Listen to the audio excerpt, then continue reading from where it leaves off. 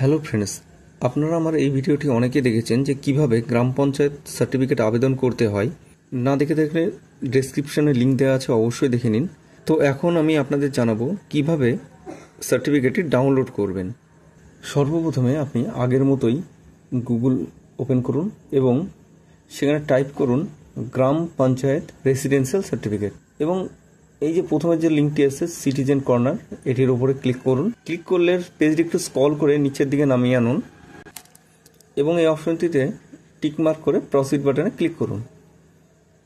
এবার আপনার যে মোবাইল নাম্বারটি থেকে আপনি সার্টিফিকেটটি আবেদন করেছিলেন সেই মোবাইল নাম্বারটি এখানে দিন এবং জেনারেট ওটিপিতে ক্লিক করুন।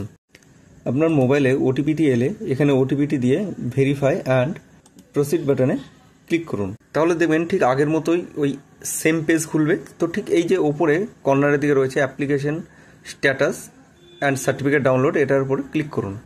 ক্লিক করলে আপনাদের সামনে এইরকম একটি ইন্টারফেস আসবে যেখানে স্ট্যাটাস অফ সার্টিফিকেট দেখতে পাবেন রেডি টু ডাউনলোড রয়েছে এবং এই অ্যাকশন কথাটির নিচে এই যে ডাউনলোড চিহ্নটি রয়েছে সেটার উপরে ক্লিক করুন। ডাউনলোডে ক্লিক করলে দেখবেন আপনার সামনে সার্টিফিকেটটি এইভাবে শো হবে।